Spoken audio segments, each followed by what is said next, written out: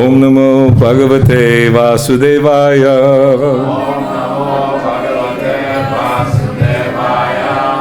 Om Namo Bhagavate Vasudevaya.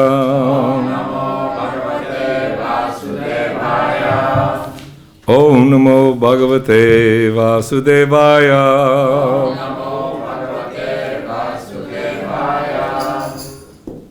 Reading Bhagavad Gita as it is. Text 21 and 22. Observing the armies.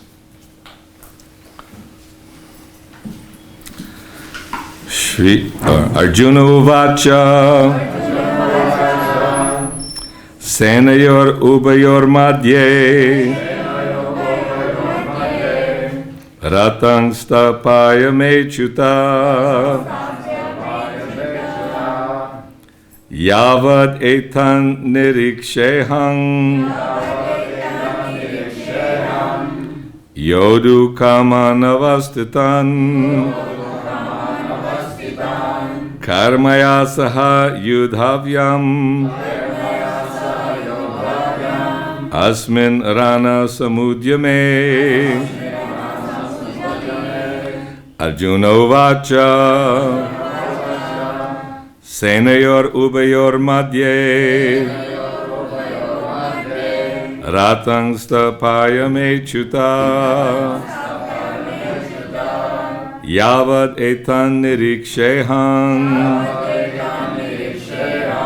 yoddhu-kāmān avasthitān mayā saha yoddhavyam asmin raṇa-samudyame Arjuna uvāca senayor ubhayor madhye rathaṁ sthāpaya acyuta yāvad etān nirīkṣe yoddhu-kāmān avasthitān mayā saha yoddhavyam asmin raṇa-samudyame. We'll just go to the word. Is that okay? Okay. Because it's, a long time. Arjuna uvāca. Arjuna said. Senayor of the armies. Ubhayoḥ, both. Madhye, between. Ratham, the chariot. Sthāpaya, please keep. My. Acyuta, O infallible one. Yāvat, as long as. Etān, all these. Nirīkṣe, may look upon. Aham, I. Yoddhu-kāmān, desiring to fight. Avasthitān, arrayed in the battlefield.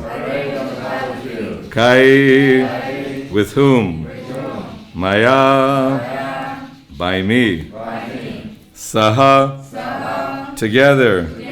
Yoddhavyam, have to fight. Asmin, in this. Raṇa, strife. Samudyame, in the attempt. Translation and purport by His Divine Grace, Abhay Charanaravinda Bhaktivedanta Swami Srila Prabhupada ki jai. Arjuna said, O infallible one, please draw my chariot between the two armies so that I may see those present here who desire to fight and with whom I must contend in this great trial of arms. Responsively, Arjuna said, O infallible one, please draw my chariot between the two armies so that I may see those present here who desire to fight, and with whom I must contend in this great trial of arms. So nice to repeat it, isn't it? We got more meaning the second time. The more you repeat Krishna Katha, it gets better. Srila Prabhupada's purport. Although Lord Krishna is the Supreme Personality of Godhead, out of His causeless mercy, He was engaged in the service of His friend. He never fails in His affection for His devotees, and thus He is addressed herein as infallible. As charioteer, He had to carry out the orders of Arjuna. Since He did not hesitate to do so, He is addressed as infallible. Although He accepted the position of a charioteer for His devotee, His supreme position was not challenged. In all circumstances, He is the Supreme Personality of Godhead, Hrishikesh, the Lord of the total senses. The relationship between the Lord and His servitor is very sweet and transcendental. The servitor is always ready to render service to the Lord, and similarly, the Lord is always seeking an opportunity to render some service to the devotee. He takes greater pleasure in His pure devotees assuming the advantageous position of ordering Him than He does in being the giver of orders. Since He is master, everyone is under His orders, and no one is above Him to order him. But when He finds that a pure devotee is ordering him, he obtains transcendental pleasure, although he is the infallible master in all circumstances. As a pure devotee of the Lord, Arjuna had no desire to fight with his cousins and brothers, but he was forced to come onto the battlefield by the obstinacy of Duryodhana, who was never agreeable to any peaceful negotiation. Therefore, he was very anxious to see who the leading persons present on the battlefield were. Although there was no question of a peacemaking endeavor on the battlefield, he wanted to see them again and to see how much they were bent upon demanding an unwanted war. Om Jnana Timrandasya Gyananjana Shalakaya Chakshurun Militam Jena Tasmai Shri Guruve Namaha Shri Chaitanya Manobhistang Sthāpitang Jena Bhutale Swayam Rupa Kadamayam Dadati Swapadantikam Nama Om Vishnupadaya Krishna Prastaya Bhutale Srimate Bhakti Vedanta Swaminiti Namane Namaste Saraswati Deve Gauravani Pracharane Nirvishesha Shunyavadi Paschyacha Deshatarane. Okay, Vancha Kalpatarubhyascha Kripa Sindhubhyeva cha Patitanam Pavanebhyo Vaishnavebhyo Namo Namaha. Jai Shri Krishna Chaitanya Prabhu Nityananda Shri Advaita Gadadhar Shivasati Gaur Bhakta Vrinda. Hare Krishna, Krishna Krishna, Hare Hare, Hare Rama, Rama Rama, Hare Hare. Don't want to disrespect any Vaishnavas. So, we're hearing here how Arjuna is ordering Krishna. He is Paratasarati, the charioteer of Arjuna. And it's very mystical how Krishna, he descends in this world and plays like a human being. And although some could appreciate that he's the Supreme Personality of Godhead during the time, especially when Krishna was present just prior to the battle of Kurukshetra, Krishna, he created Dwarka Dham in the ocean, and he's performing various pastimes. And he was invited for the Rajasuya sacrifice by Yudhishthira. When Krishna arrived, as we spoke the other day. There was such loving exchanges between how he worshipped his superiors and his friends. And although he's the Supreme Personality of Godhead, he bathed everyone's feet that came for the Rajasuya sacrifice, performing these acts which are almost like unbelievable, that the Lord could be so humble. We're hearing today also how Sarvabhauma Bhattacharya was instructing the Lord on Vedanta philosophy, and how Sri Chaitanya Mahaprabhu just sat very quietly and listened. And Sarvabhauma was inquiring, what is it that you don't understand? He said, no, I understand, but your translations are very cloudy. They're not giving the proper understanding. So Krishna, he doesn't have it's not like anybody can become his father and mother and chastise him. Krishna allows yoga maya. First of all, everyone in this material world is covered by Mahamaya because we want to enjoy separately from Krishna. We've left the spiritual kingdom. We find ourselves in many situations. Right now we find ourselves in these human material bodies, and being extremely fortunate that Srila Prabhupada, sent by Krishna, Chaitanya Mahaprabhu just came, and the 6 Goswamis and Srila Bhaktisiddhanta ordered Srila Prabhupada, you go and you spread this Krishna consciousness throughout the world. Very important. And Prabhupada said, his Guru Maharaj Srila Bhaktisiddhanta said, I would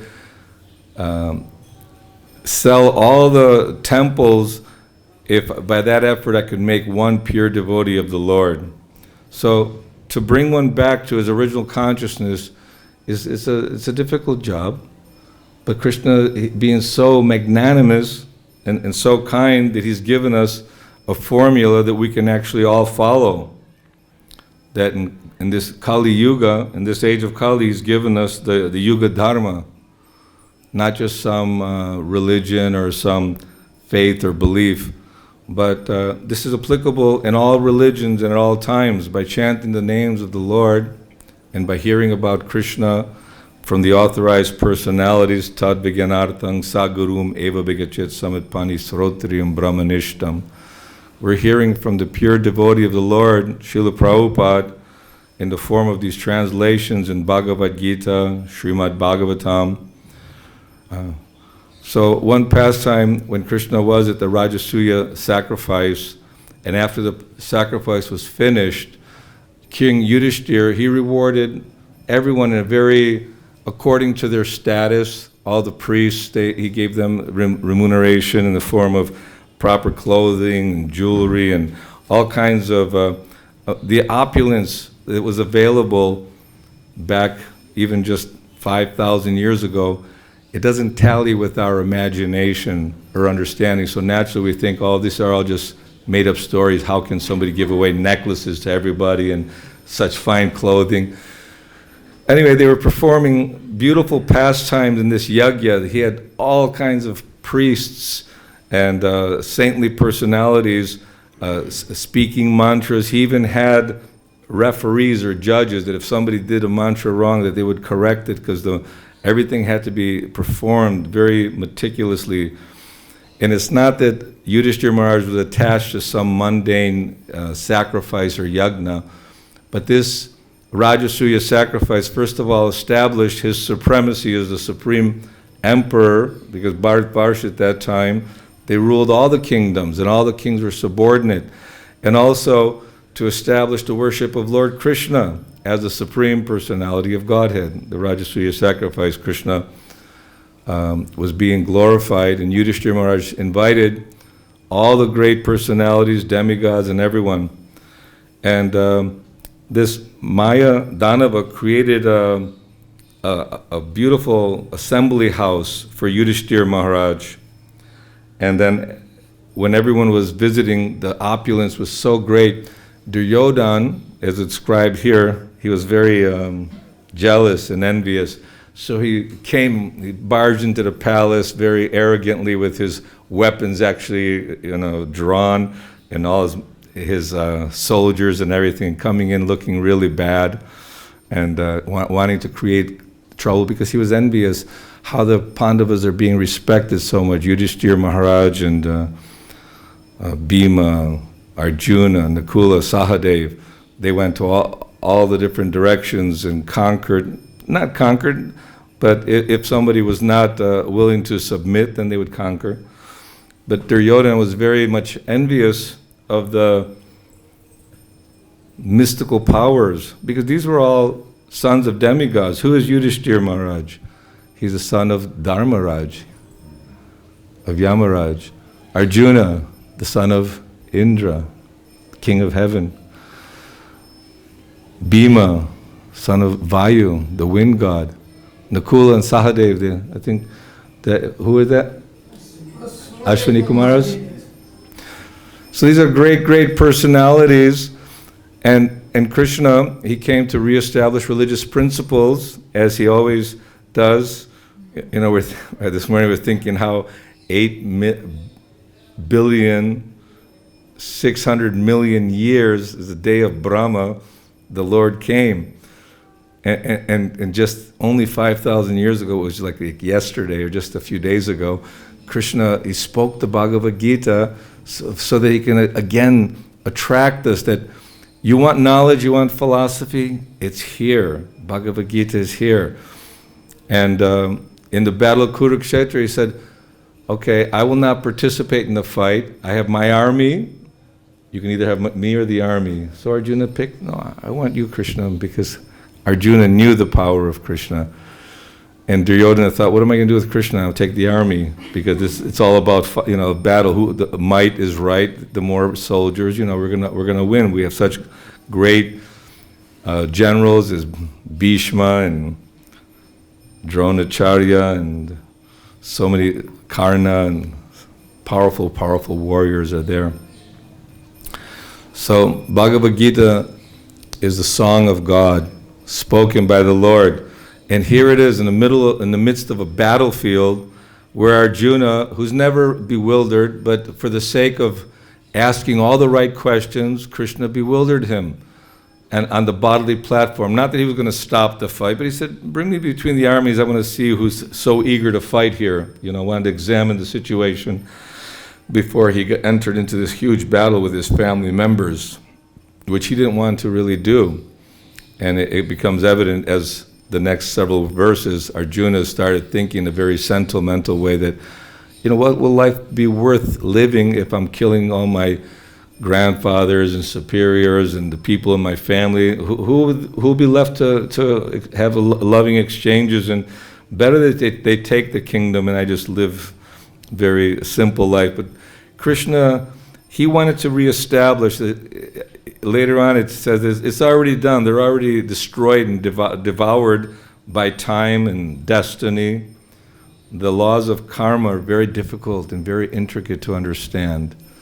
And how it is that there's a reaction for every action in this world. And prakrite kriyamanani guna karmani sarvashaha. We think we're the doers of activities which are in actuality carried out by Mother Nature. And that means that once we are acting in the mode of ignorance, in the mode of passion, our desires, Krishna's right there in the heart. And he's watching, he's the observing friend. And although we may not be aware of Krishna's presence due to our covered nature, due to our bewilderment and enchantment with the material world, thinking that if I work hard I can be happy. If I had a lot of money, I'll be happy. If only I had the right partner, I'll be happy. If the circumstances were just adjusted in this way or that way, I'll be happy. But time is wearing away all our bodies, all of us. I was young. I remember 20 years old, we were running around in the streets, in the airports. You could go, distributing books and harinam for hours on end, and very vibrant. Guru Kripa sent me a few pictures of when he was a Prabhupada. It must have been very sunny because he was just bare-chested and young man. I said, oh, who is that handsome, powerful living entity? Guru Kripa. If you don't know, he helped build the Krishna Balaram Mandir, sannyasi. And I was here in 1978 when Guru Kripa and Yashodanandana had many, many devotees just after Prabhupada's disappearance. And devotees were just so enthusiastic about chanting and vibrant. But this life, no matter how we adjust it, is temporary. Everything's temporary in this world.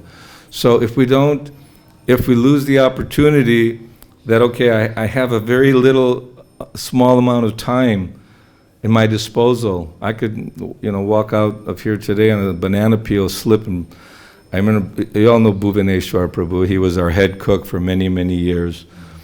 And maybe 15 years ago or so, he slipped on something and broke his upper leg.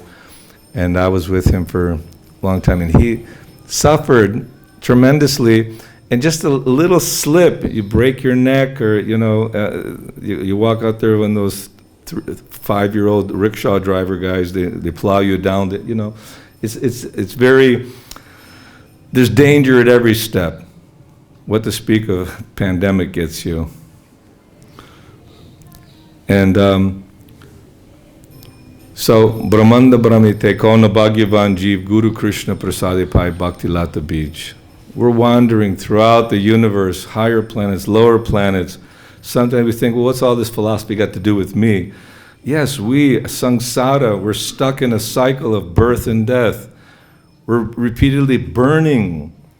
If we read about the hellish planets, although there may be great godly opulence in the heavens, long duration of life, very powerful senses. Yes, I want to go to heaven. I want to enjoy. You can enjoy perpetually there. But Abrahma Bhuvanaloka Punaravartano Arjuna, from the highest planet down to the lowest planet, all are places of misery wherein repeated birth and death take place. And Krishna, he stopped Nanda Maharaj and all the cowherd men from worshipping Indra and discouraged demigod worship, because ultimately to go to the Yanti Deva Vrata Devan, that if one wants to go to the heavenly planets, there's a process. And if one wants to live in the material world and enjoy, there's a process for all this. But everything in this world will be taken, because Krishna, from him, everything emanates. Krishna is eternal, we're eternal. Krishna has full knowledge, we have full knowledge. We're Satchidananda, we're full of happiness. It's just like the sun with its beaming sun rays. So the sun rays are glowing from Krishna's body, and they're supporting the whole Vaikuntha and Goloka Dham. Goloka Vrindavan doesn't need luminaries, sun, moon, because Lord's effulgence. And all of us are effulgent, and everything's ever existing and eternal there in the spiritual kingdom. So in this world, just to show the different relationships, Krishna has a relationship with mother and father, Nanda and Yashoda. He has a relationship with the cowherd boys. He has loving relationships with the gopis, feelings of separation, feelings of love, mesmerizing them with his smile, with his eyes, and with his sound of his beautiful flute. And Arjuna, after he realizes Parang Brahma, Parang Dhamma, Pavitrang, Paramang Bhavan Purisham, Shashvatam, Adidev Majam Vibhum, that Krishna, you're the supreme, you're the original, you're the supreme abode and purifier. Then he apologizes profusely that, I just treat you like a friend, we'd be in bed, sitting on the same bed together, making jokes and playing like ordinary people. So Krishna doesn't want to have that with different devotees. Of course, there's the dasya ras. There's one who's always and happy just to be the servant, which is good. But then there are the cowherd boys say, "Oh, Krishna, you're not a big man. I'm just as strong as you. You'll carry me on your shoulders." And Krishna doesn't mind being talked to in that way. He enjoys that, and especially when Lalita, Vishaka, or something, or Srimati Radharani, they sometimes because of Krishna's leaving them and neglecting them, would speak harshly, though. This Krishna, he's unreliable. You can't believe in him. He's just a big storyteller. But Krishna's a person, loving person, and he wants us also to awaken that love. So we are beyond fortunate because we have such an opportunity that we don't have to guess, which religion should I follow? It's not a question of religion, it's dharma. Dharma is, like they say, you can't take the heat out of fire, you can't take the liquidity out of water, and you can't take the service out of living energy, that we're all servants. Whether we designate the body as a Christian body, or a Hindu body, or a Muslim body. Now, we're talking Sanatan Dharma. Dharma is eternal occupational duties, because religion you could change. Somebody was, I was a Krishna for 5 years, but now I'm doing this. It's not like that. It's like the truth is the truth always. And to learn the truth, we have to surrender to the spiritual master, all the gurus. Next time I'm going to say the full prayers. Okay, I'm sorry. That we are offering to the Guru Parampara, that Krishna, in the form of from the heart of Brahma, revealed all the Vedic knowledge. He created Narada Muni, who can go spread his glories throughout the universe. He also incarnated as Vyasadeva to compile all this Vedic literature, and different categories of living beings are there. And as Kali Yuga progresses, people are slow in spiritual advancement. So everything is almost like spoon feeding us the knowledge of how to get out of this maze, the entrapment. We're trapped.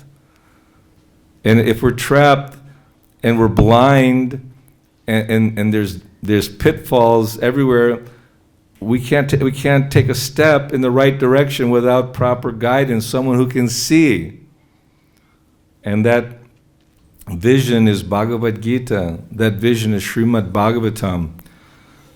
We had a nice Bhagavatam class today. So every day I'm thinking that, if you come to and see the deities and appreciate that the Lord is actually there. It's not that we imagine Krishna's there, but Krishna's there. He's in every atom.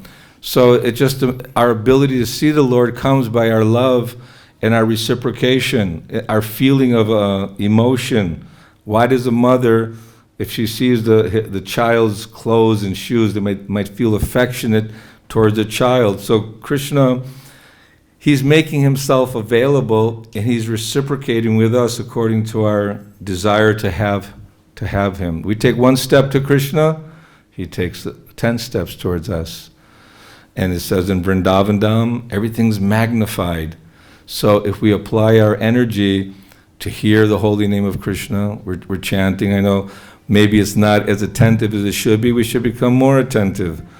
And after the Bhagavatam class, naturally the mind is racing, thinking I should go here, I should go there. Or even during Guru Puja, isn't it? We do the Guru Puja. So for the past several months, I've been thinking that, this Guru Puja is so important because we're worshiping the direct representative of the Lord. And only by God's representative that one can be freed from the cycle of birth and death and be given this knowledge. It's not like we're going to climb up some ladder and then just by mixing a bunch of, reading a bunch of books, we're going to become enlightened. This enlightenment doesn't come by our own efforts, by our submissive surrender, and by oral reception, by hearing, submissive oral reception, by hearing with determination and enthusiasm, Bhagavad Gita, Bhagavatam, Chaitanya Charitamrita, in the association of devotees, then miraculously somehow the heart gets softened because its frame, the heart is very, very, envy, jealousy, greed, desire, lust.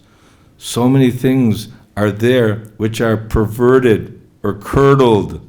Isn't it? You put some lemon in milk, it curdles it, So our pure love has been contaminated by our desire to enjoy separately from Krishna. We think, well, why did that happen? Or so many questions are there. Oh, how does that, why is Krishna? No, Krishna, it may seem he's complex. Why does he make so many varieties? I mean, little octopuses and crabs and birds. I saw a beautiful bird in MBT today. It had like a golden or like a bluish, like almost like a magical hue to it. I thought, it's a tiny little bird, and it was moving in such speed and such agility. I thought Krishna can only do that.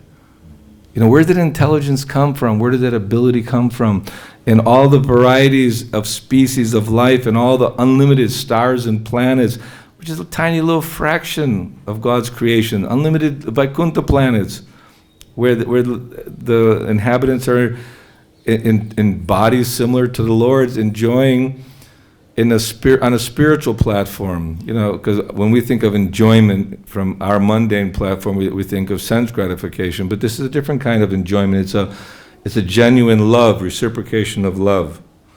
So Prabhupada, he's spreading this mission of Chaitanya Mahaprabhu, just as the Goswamis and all the great acharyas before him.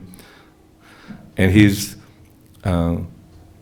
just the amount of energy, 24 hours a day, he was feeling that the urgency of Krishna consciousness, like if a place is on fire, even if we don't know the language, we can convey the message very quickly that there's some danger, you come out, otherwise you're going to perish. So we don't want to miss this opportunity. So I was saying about the Guru, I'm just jumping around, but the Guru Puja, that the kirtan, that Harinam, Harinam, Harinam eva kevalam, kalu anasteva, anasteva, anasteva gatiranyata. We might have no qualifications, we're practically illiterate or can't even understand the philosophy, when it starts getting very deep about, the mind and the senses and the whole control, the whole thing. Somebody might think, well, gee, this is pretty complex. But it says simply by chanting enthusiastically the Lord's holy name, then everything else will fall into place. Somehow the challenges are there, and the sufferings in our life, our family complications, our inability to maybe make the amount of money we need to satisfy our basic requirements, this or that. But Krishna, he has his way of dealing, and we may not understand how that is, but we have to have faith in the Guru, that satatan kirtayantomang yatantas chadridrata. So that kirtan that's going on, carrying Prabhupada around the temple and in the samadhi, it's very, very powerful, because Krishna says, I am where my devotees are glorifying me. So Krishna, he's personally present. He's present everywhere, but again, this is a process, Shravanam, Kirtanam, Vishnu, Smaranam. And sitting in front of Krishna Balaram, especially in the morning time, the kirtan's going, I thought, there's no better place that I'd rather be than just sitting right here, seeing Krishna Balaram and chanting the holy name. Even though we're thinking, I got a meeting at this time, or this issue is pressing, or that issue. But sometimes we have to put other things aside and make sure we take enough medicine, Because if you don't rest properly, your mind might be disturbed. We're not the Goswamis. We can't go in just 1 hour a night or on a little pat of butter. We have to have proper nourishment and regulated sleep. Even in Bhagavad Gita says, don't sleep too much, don't sleep too little. Be balanced in your eating. Don't eat too much, don't eat too little. You can chant too much, it's okay. But the balance has to be there. People think that we're fanatics, and we are. We have to be fanatical for Krishna. But at the same time, Krishna is very rational and reasonable also. And anyway, when Duryodhana came into that special, mystical Mayā house, what do they call it, Sudharma? It was very, very opulent. And Duryodhana, it had some kind of effect that sometimes you think that the ground is like water, so he thought it was water, so he pulled his cape up, and people saw it was actually solid. And then he thought it was solid, but actually he fell into the water, and all the ladies were laughing, all the kings were laughing, And Yudhishthira tried to stop them, but Krishna encouraged it because he saw that Duryodhana, he always burned with envy against the Pandavas.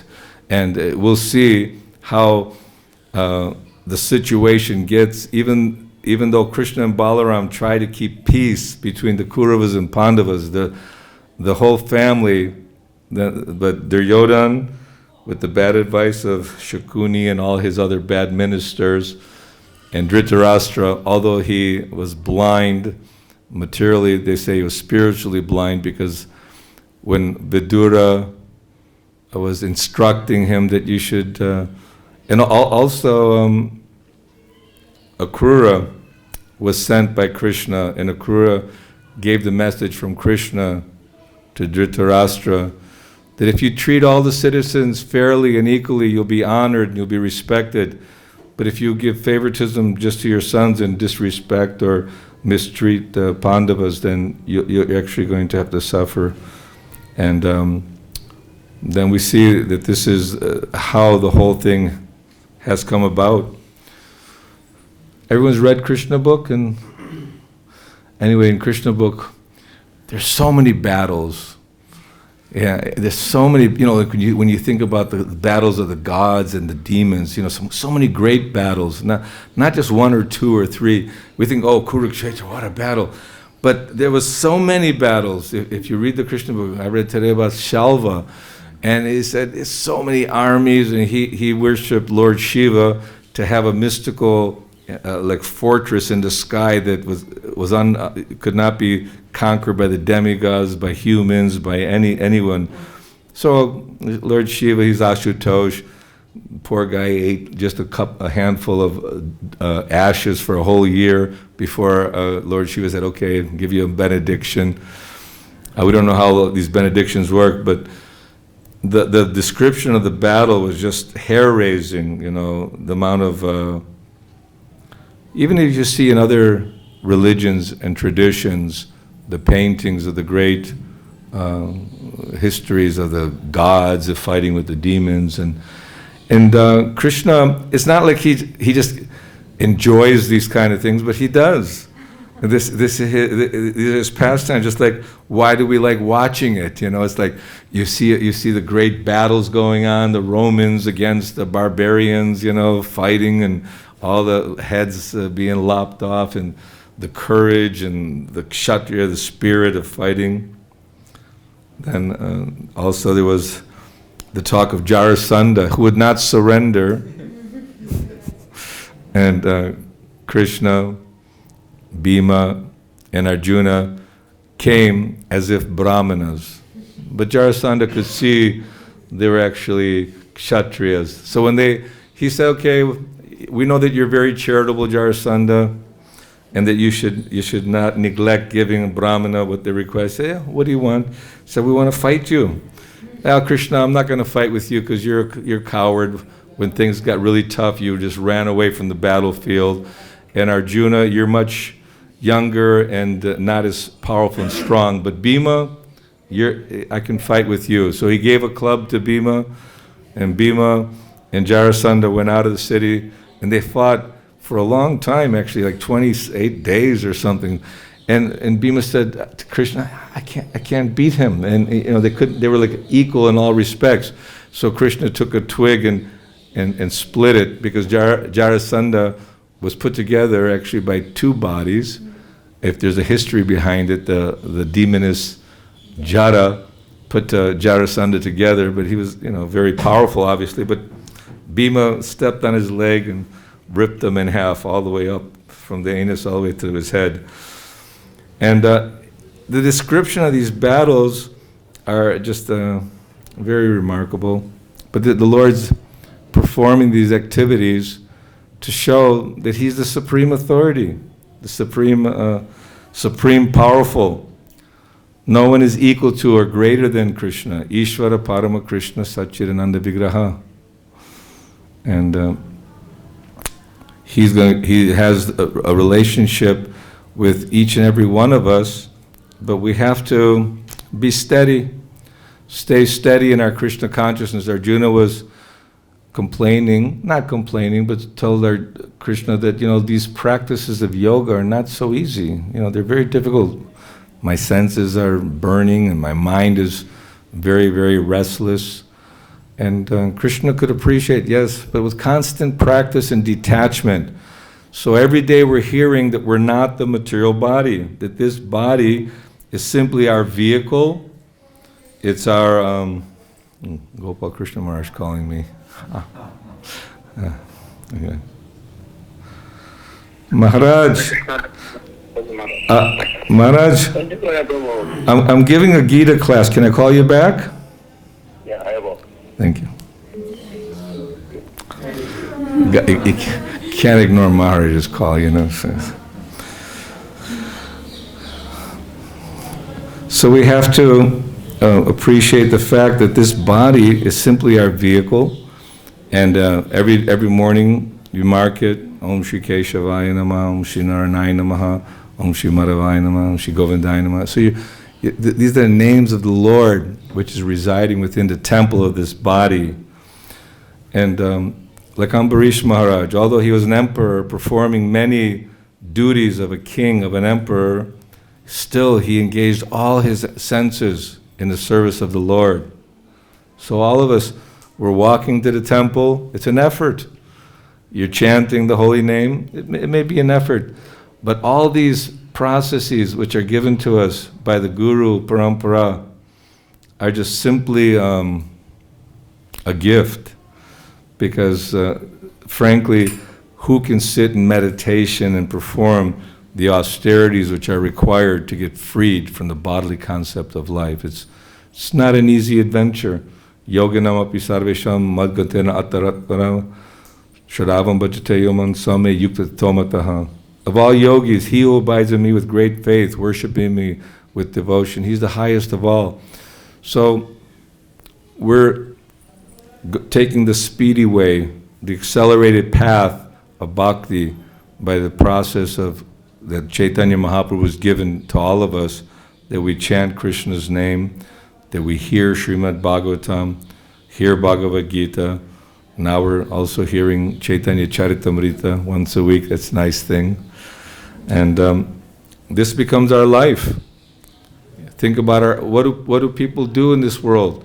They get up and they have some intoxicant, they want to read the newspaper, watch the news, find out the latest disasters and pandemics and who killed who, school shooting, the government's useless, there's going to be a revolution, white rights, black rights, women's rights, men's rights, abortion is good, abortion is bad. All these things that are concocted in this material world are simply entrapments to further our entanglement in the cycle of birth and death. So devotional life, Krishna consciousness, is an oasis, an opportunity where we can actually mold our whole life in such a way that we make time for reading, we make time for serving the deities, associating with devotees by chanting together, Hare Krishna, Krishna Krishna, Hare Hare, Hare Rama, Rama Rama, Hare Hare, encouraging one another, just giving people the encouraging, loving, friendly relationship. These are all important because the 6 Goswamis were friendly with everyone, because they're only giving Krishna, giving the highest gift to everyone. So we can have that. We should take this great fortune we've been given and not lose even one moment. What is the saying? That one cannot buy back even one moment, even if you're ready to pay millions of gold coins. Once the time is gone, it's gone. And time is going quick, very, very quickly going by. So relish your time here in Vrindavan. You'll be staying for some time? Good. Yes. Thank you very much. I'm sure there's so much more to say. Krishna is unlimited. But if there's any questions, comments. Yes, Prabhu? Hare Krishna, thank you so much for a wonderful class. So essentially, we had the great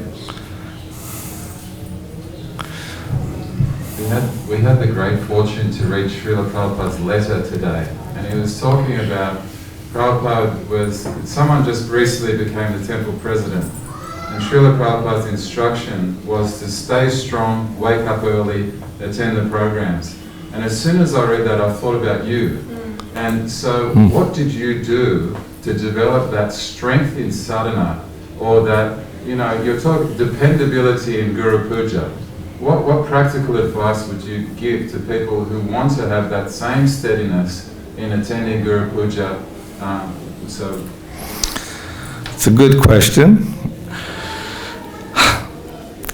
I just felt from the beginning when I read Om Jnana Timirandasya Gyananjana Shalakaya, born in the darkness of ignorance, and my spiritual master opened my eyes, a torchlight of knowledge.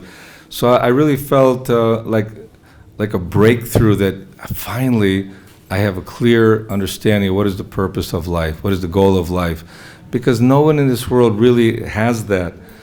And I think maybe a lot, my mother was very also determined lady, and had a lot of energy and how you say, confidence in her own abilities. So we all have that, and if something sparks it, then we should fan it. I just feel that if I want to get up, I got to take rest early. Otherwise, there's got to be a little bit of control of the mind, because if you're staying up late, then come early morning, then you just don't want to get up. So it's just a matter of regulating, even for Sankirtan. Like I said, I started with Miami Airport because devotees are always saying, "Oh, Sankirtan is the best way of getting recognition from the spiritual master and helping the conditioned souls understand about Krishna, and Krishna's happy, one who's preaching." So practically, I don't think I had even missed one day of Sankirtan for years, and so regulation is important, and why I'm coming every day, Krishna's mercy, and we should all also see that to do that you have to understand the importance of it for our own good. But what can I say? Hare Krishna. Any other questions? Welcome back. When you came back? I came just 4 days back. Jai Jai. 40 days marathon. Had a good time. Jai Jai. Always traveling, preaching, but even in Miami. Been in Vrindavan temple for many, many years. Steady does like you're saying, steady. You can be sure that on Radha Shyama Sundar's altar, unless somebody bumps somewhere, he's there for the early morning and all the programs. And this is a good sign. Prabhupada was like rock steady, even though traveling, and most people suffer from, jet lag or inconvenient, but Prabhupada, he just was very, very regulated and very steady, like the Goswamis. He wants all of us to become like the Goswamis. So we need to build our determination and our enthusiasm. Sometimes we may lose a little bit of that, but then we need to rebuild it again and try again and keep building the strength. Because if, as I was saying, materialists, they get up early, they smoke a cigarette or have some coffee and tea, and then, look at the news, and all day long they're just working like donkeys to figure out how to make enough money to become happy in this world, and they never reach that goal. It's just a waste of time, waste of energy, because what happens? The body dwindles, gets old, and dies, and then forced again to do it again, same thing over and over. It's called chewing the chewed. If the sugar cane has been pressed and chewed, and you think, well, let me try to get some juice out of it, it's finished. There's no juice left. So there's no real juice in this material world. The real juice, the real water, the real elixir, the nectar is in spiritual world. And we have to build our faith strong enough that, yes, I believe in Krishna, I believe in Bhagavad Gita, like Arjuna's mood was one of acceptance and belief, not that we're blind or not that we're naive, gullible, just being brainwashed, but we really genuinely can see by the mercy of Krishna with our intelligence and our heart that what Chaitanya Mahaprabhu and Srila Prabhupada has given us is the absolute truth, and we accept that, and then gradually our strength will increase. Yes, ma? What if someone is in the West and they're very regulated and they attend all the morning programs and they've never missed, even for years, and they've never missed, and they come to Vrindavan and then they're just really struggling, like health-wise, just the air, water, and every other day, like loose motion, and stomach and headache and pollution and this and that. And then suddenly... Sounds like you're speaking out of realization. Well... what do we do? How do, suppose someone's been very steady, but then they come to Vrindavan, all these things happen, and they feel very bad that they're missing it. Mm-hmm. So how do should we just ignore body and what should people do? It's difficult, as you said, that maybe in the West, in our different surroundings, we feel more comfortable. Maybe our health is better. Even Shruta Kirti Prabhu was saying that whenever you come to India, you get very, very sick, and he just wanted to go to the West. But now he's just hankering to come back to Vrindavan, and, like anything. And so the test is always there. Maya's testing us. Krishna's testing us, because if we have material desires, and that, even though we may think, oh, I'm Panca, I'm okay, I'm doing good thing, I'm every day reading and going, but there's more and more purification required. So yes, we can't push ourselves too far. Health is very, very important. Prabhupada is very concerned for the health of the devotees. If devotees are coughing, oh no, you must take care of their health, because health is fire, debt, and one's health are essential, because unless you're feeling the strength and the ability, you don't have the drive to do the things necessary in Krishna's service. So we want to maintain the temple healthy and clean to be engaged in the service. So if we're experiencing difficulties, we should pray. And pray to Krishna, please, Srimati Radharani and all devotees, please, let me have an attraction for Sri Vrindavan Dham. And sometimes you may have to come and go and feel the sharp blades of the rickshaws and the difficulties which may be found here in the holy Dham.